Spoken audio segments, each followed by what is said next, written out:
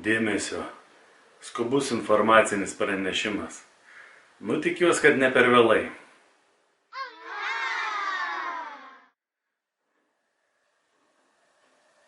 Reikalas susijęs su rytojaus kelionė į tą vietą, kurios koordinatės buvau davęs praeitame vaizdainėje. Yra šiokių tokių pakeitimų. Man tai nieko nuostabaus, aš jau kažkaip iš anksto nujaučiau, kad taip gali būti.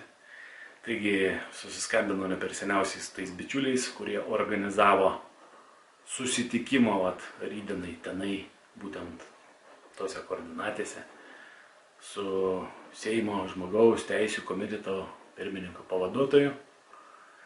Ir išėjo taip, kad pastarasis, ūkiškai tariant, kalė atbulinį, motyvuodamas kažkokią neeilinę sesiją. Yra kaip yra. Tai ilgai vatą neviniuosiu, sakau, visi, kas buvo suplanavę rytoj vykti dėl kažkokio veiksmo, galit neskubėti ir galit keisti savo planus, užsiimti savo svarbesniais reikalais, pasilikti namie arba vykti, kur jums ten svarbiau yra. Nebūtina tada vykti tą vietą, nes veiksmas, pagrindas, dėl kurio viskas buvo organizuojama ir ant kurio viskas buvo planuojama statyti, sakant, jo nebeliko, taigi nėra prasmės.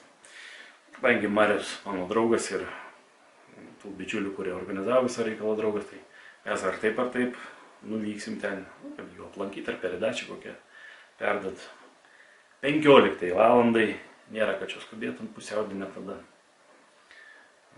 Kiek mūsų bus tiek, o visiems kitiems sakau, soriukas išėjo taip, kaip išėjo, dėl to nujausdamas aš to viso reikalo neorganizavau, buvau tik tai toks ruporas skleidžiantis informaciją. Bet yra kaip yra, lauksim sekančių kartų. Taigi, atleiskite jau, kad taip susiklostė.